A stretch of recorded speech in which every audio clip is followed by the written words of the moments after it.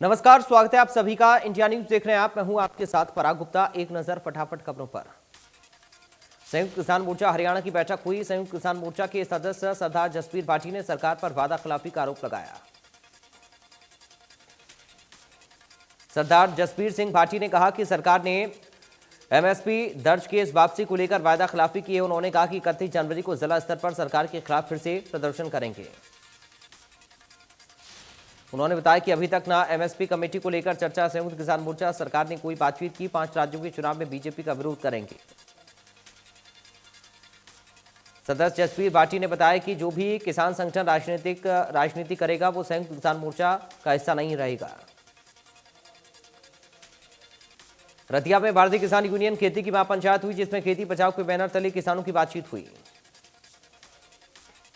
महापंचायत में खाद को लेकर किसानों ने बड़े आंदोलन की चेतावनी दी। प्रदेश में बंद पड़े स्कूलों को भी जल्द खोलने की मांग की। भारतीय किसान यूनियन खेती की महापंचायत में चेतावनी देते हुए कहा कि अगर जल्द स्कूल नहीं खोलेंगे तो सड़क पर उतरकर प्रदर्शन करेंगे। बेमौसम बरसात से खराब हुई फसलों की मुआवजे की मांग को लेकर कांग्रेस कार्यकर्ताओं ने लघु सचिवालय के बाहर नूह और पलवल मार्ग पर किया धरना प्रदर्शन। कांग्रेस कार्यकर्ताओं ने खराब फसलों का मुआवजा और स्पेशल गिरदावरी के आदेश नहीं करने पर सरकार के खिलाफ जमकर नारेबाजी की। कांग्रेस नेता आफ्ताब अहमद ने कहा कि अगर सरकार ने अगले 2-3 दिनों में नूह जिले के किसानों की खराब हुई फसलों की स्पेशल गिरदावरी और मुआवजे के आदेश नहीं किए तो करेंगे अनिश्चितकालीन हड़ताल। इस साल देश में गेहूं उत्पादन में नया कीर्तिमान स्थापित होने की उम्मीद जताई जा रही। जनवरी में ठंड की अनुकूलता बनने से फसल की पैदावार अच्छी होगी। भारतीय गेहूं और जौ अनुसंधान संस्थान करनाल ने इस बार करीब 112 मिलियन टन गेहूं उत्पादन की उम्मीद जताई है। देश में 24 घंटे में कोरोना के 2,86,000 नए केस मिले, 573 की मौत। केरल में कोरोना का कहर जारी। 24 घंटे में कोरोना के 49,771 नए मामले। पश्चिम बंगाल में कोरोना के 4,669 नए मामले आए सामने। 21 संक्रमितों की मौत। प्रशासन लोगों से मास्क पहनने की अपील कर रहा। महाराष्ट्र में कोरोना के 24 घंटे में 35,756 नए मामले आए सामने। 79 लोगों की मौत हुई। गुजरात में कोरोना के 14,781 नए मामले। 17,467 लोग ठीक हुए। इसके अलावा 21 लोगों की मौत हुई।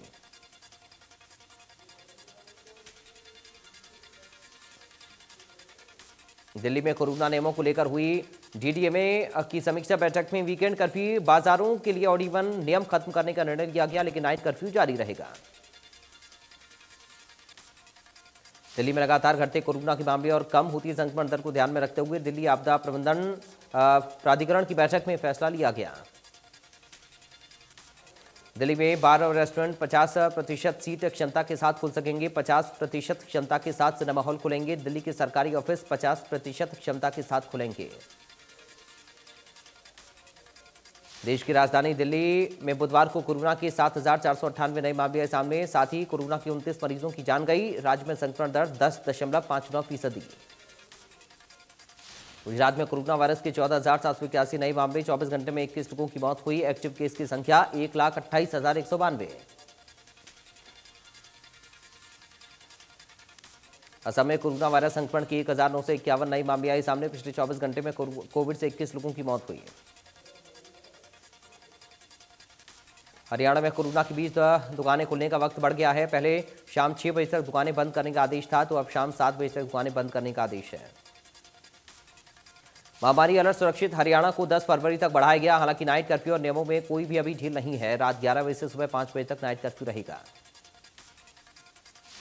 हरियाणा में 24 घंटे में कोरोना के 6,351 नए मामले। 7 मरीज की मौत। एक दिन में 9,000 से ज्यादा मरीज रिकवर हुए। गुरुग्राम में कोरोना के 2,261 नए मामले। 3,000 से ज्यादा मरीज रिकवर हुए। एक्टिव केस 10,000 के पार। फरीदाबाद में 24 घंटे में कोरोना के 504 नए संक्रमित। 11,000 से ज्यादा मरीजों ने कोरोना को दी मात। एक संक्रमित की मौत। भिवानी में 24 घंटे में 196 नए मामले। 128 मरीज रिकवर हुए। Active case 1152। कुरुक्षेत्र में 24 घंटे में 141 नए मामले। 249 रिकवर हुए। एक्टिव केस की संख्या 600 के पार।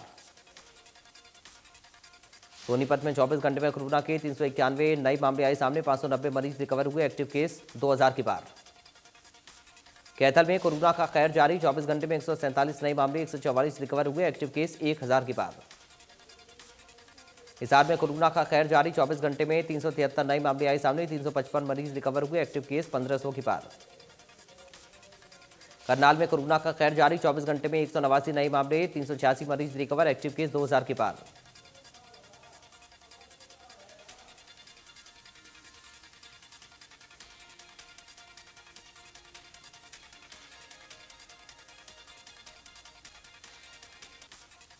पंचकुला में कोरोना का कहर जारी, 24 घंटे में 387 नए मामले, 432 मरीज रिकवर हुए, एक संक्रमित की मौत। हरियाणा सरकार की तरफ से बाजार और शॉपिंग मॉल खोलने के वक्त में 1 घंटा बढ़ाने के बाद भी व्यापारी संगठन असंतुष्ट। सरकार ने बढ़ते कोरोना वायरस के चलते अब तक शाम को 6 बजे तक ही बाजार खोलने की अनुमति दी, लेकिन व्यापारी संगठन पिछले काफी दिनों से दुकानों को 8 बजे तक खोलने की मांग कर रहे थे। हिसार एयरपोर्ट विस्तारीकरण को लेकर हुई दिल्ली में बैठक, गैस बॉटलिंग प्लांट को शिफ्ट करने को लेकर आज हुई बैठक। हिसार एयरपोर्ट से दिल्ली एयरपोर्ट तक हाई स्पीड रेल कनेक्टिविटी को लेकर बैठक में हुई चर्चा। हिसार एयरपोर्ट का फ्लाइट शुरू होने की तारीख पर बोले डिप्टी सीएम दुष्यंत चौटाला, अक्टूबर 2022 तक हिसार रनवे का विस्तार हो जाएगा। अभी वहां उस तरह की सुविधा नहीं थी जो रेगुलर फ्लाइट चल सके। उत्तर प्रदेश और पंजाब चुनाव को लेकर भी बोले दुष्यंत चौटाला, अमित शाह की जाट नेताओं के साथ हुई बैठक, बीजेपी का अंदरूनी मामला, गठबंधन में बीजेपी के साथ होने के चलते वहां बुलाया जाएगा, दोनों प्रदेशों में जाएंगे। हरियाणा के विकास एवं पंचायत मंत्री देवेंद्र सिंह बबली ने टोहाना विधानसभा क्षेत्र के गांव लुआखेड़ा, खनौरा, भूड़ी बस्ती और डूल्ट आदि गांवों का दौरा किया। उन्होंने गांव खनौरा, लुहाखेड़ा, भोड़ी और नहरी आधारित स्वतंत्र जलघर तथा गांव डूल्ट व बोस्ती में नहरी आधारित जलघर के संवर्धन एवं मरम्मत के कार्यों का शिलान्यास किया। उन्होंने कहा कि लुहाखेड़ा, खनौरा, भोड़ी बस्ती और डुल्ट में स्वतंत्र जलघर की आधारशिला रखी गई है। गांवों में जलघरों के निर्माण पर 957.1 लाख रुपए की राशि खर्च की जाएगी। इन परियोजना के निर्माण पर 957.1 लाख रुपए की राशि खर्च होगी। इस मौके पर विकास एवं पंचायत मंत्री ने लोगों की समस्याओं को भी सुना। भाटिया कॉलोनी के सी ब्लॉक में परिवहन मंत्री मूलचंद शर्मा ने विकास कार्यों की सौगात दी, करीब 54 लाख के विकास कार्यों का शुभारंभ किया। परिवहन मंत्री मूलचंद शर्मा ने कहा कि भाटिया कॉलोनी सी ब्लॉक में पहले ना तो पीने के पानी की लाइन थी और न ही सीवर की लाइन थी। उन्होंने बताया कि यहां पानी और सीवर की लाइन का पूरा कार्य हो चुका है और अब इस ब्लॉक की सड़कों को आरएमसी से बनवाया जा रहा है। परिवहन मंत्री मूलचंद शर्मा ने स्थानीय लोगों से कहा कि वे स्वयं 2014 से पहले 2014 के बाद के कार्यों का आकलन करके देख लें और खुद ही पता चल जाएगा कि बीजेपी सरकार से पहले बलवनी की तस्वीर कैसी थी। गांव से बीजेपी के विधायक राजेश नागर ने पार्क इलाइट प्रीमियम सोसाइटी में लाखों की लागत से बनने वाले फुटबॉल मैदान का उद्घाटन किया। विधायक राजेश नागर ने कहा कि खेल और खेल की भावना से खेलना चाहिए। सोसाइटी के बच्चों ने भी अपनी कलाकृतियां विधायक के सामने प्रस्तुत की हैं। हरियाणा में जो बच्चे स्कूल छोड़ चुके हैं और बेरोजगारी का दंश झेल रहे हैं, ऐसे बच्चों को अब स्कूल शिक्षा परियोजना के तहत दाखिला दिया जाएगा। दाखिला देने के बाद आईटीआई की तर्ज पर ट्रेनिंग दी जाएगी। भिवानी में ऐसे बच्चे फिलहाल ऑटोमोबाइल, ब्यूटी वेलनेस और हेल्थ केयर सीख सकेंगे। कोर्स करने के बाद ये बच्चे खुद का काम कर सकेंगे। परियोजना का उद्देश्य ऐसे बच्चों को मुख्यधारा से जोड़ना है। हरियाणा शिक्षा परियोजना परिषद अब ऐसे बच्चों को मुख्यधारा से जोड़ने का काम करेगी जो किसी भी कारणवश स्कूल छोड़ चुके हैं। बच्चों के लिए विशेष तौर पर सर्वे करवाया गया है। जिन गांव में ज्यादा बच्चे स्कूल छोड़ चुके थे, अब उन गांव में शिक्षा परियोजना ने स्कूल खोल दिए हैं। भिवानी जिले में ऐसे 6 स्कूल खोल पाए हैं। हरियाणा सरकार ने ग्राम विकास की दिशा में आगे कदम बढ़ाते हुए ग्राम दर्शन पोर्टल की शुरुआत की। इस पोर्टल पर पंचायती राज द्वारा ग्रामीणों से सुझाव मांगकर विकास के काम करवाए जाएंगे। ग्राम दर्शन पोर्टल का उद्देश्य निर्वाचित प्रतिनिधियों, सरकार और ग्रामीण निवासियों के बीच संबंध स्थापित करना। ये पोर्टल ग्रामीणों को अपनी मांग और सुझाव देने का एक सुविधाजनक एवं सरल माध्यम है। उधर ग्राम अचल के निवासी सरकार के विकास कार्यों संबंधी मांग और सुझाव सीधे ऑनलाइन माध्यम से दे सकेंगे। हरियाणा सरकार ने इसके लिए ऑनलाइन ग्राम दर्शन हरियाणा gov.in पोर्टल शुरू किया है। फरीदाबाद में सफाई कर्मचारियों की समस्या जानने पहुंचे राष्ट्रीय सफाई कर्मचारी आयोग की सदस्य अंजना पवार ने कहा कि आयोग सफाई कर्मचारी की मूलभूत सुविधाओं को बढ़ाने के लिए काम कर रहा है। उन्होंने कहा कि प्रधानमंत्री नरेंद्र मोदी ने केंद्र में सरकार बनते ही स्वच्छता अभियान की शुरुआत की थी, जो एक महत्वपूर्ण कदम था। केंद्र सरकार अंतिम छोर पर बैठे व्यक्ति को भी ध्यान में रखकर काम कर रही है और सफाई कर्मचारियों के मान सम्मान को भी बढ़ा रही है। प्रधानमंत्री नरेंद्र मोदी ने काशी विश्वनाथ कॉरिडोर के उद्घाटन के मौके पर भी सफाई कर्मचारियों के साथ खाना खाकर उनका मान सम्मान बढ़ाया। सोनीपत में आंगनवाड़ी वर्कर्स ने मनाया काला दिवस, जहां सैकड़ों की संख्या में आंगनवाड़ी वर्कर्स मिनी सचिवालय के सामने काले वस्त्र धारण करके इकट्ठा हुए सरकार प्रशासन के खिलाफ नारेबाजी की। सोनीपत में आंगनवाड़ी वर्कर्स ने मिनी सचिवालय के बाहर काले कपड़े पहनकर प्रदर्शन कर काला दिवस मनाया। 5 फरवरी तक हड़ताल का ऐलान भी किया। सोनीपत में 134 को लेकर हुआ नया बवाल। मॉडल टाउन सोनीपत में गुस्साए अवैधों ने स्कूल वैन को रोक कर हंगामा किया। स्कूल वैन के टायरों से हवा निकाली। अभिभावकों और स्कूल स्टाफ में काफी देर तक तनातनी हुई। छात्र अभिभावक संघ ने ली जिम्मेदारी। 134 के तहत लगातार अभिभावक कर रही हैं प्रदर्शन।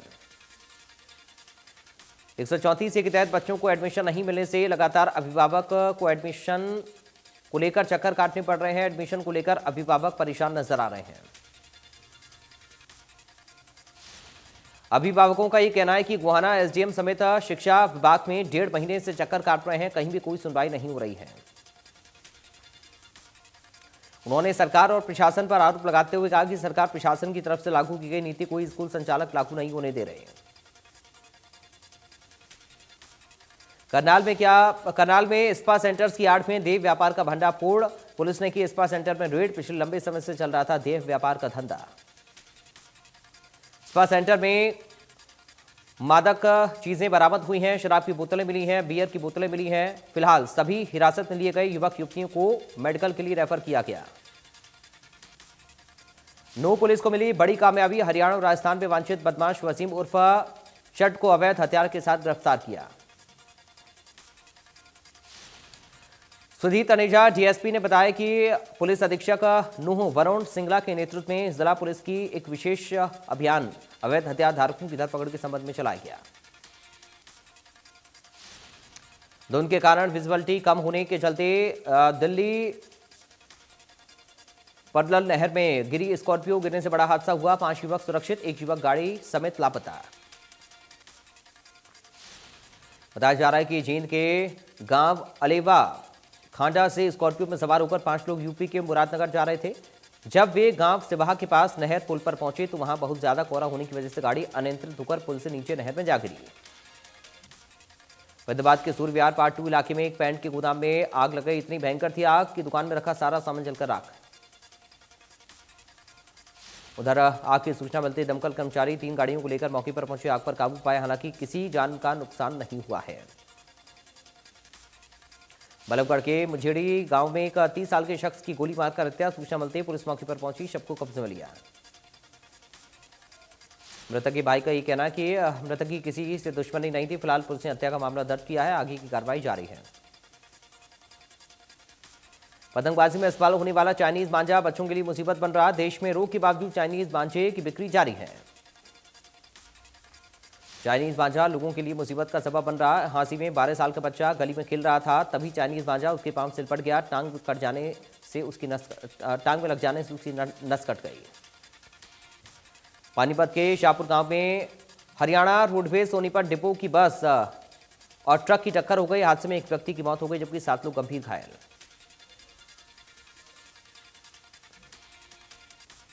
रोहतक की टिटौली चौकी से महज 100 मीटर की दूरी पर पंचायती राज में जेई और उसके 2 साथियों के साथ जमकर मारपीट और 80,000 रुपए छीनने की घटना हुई।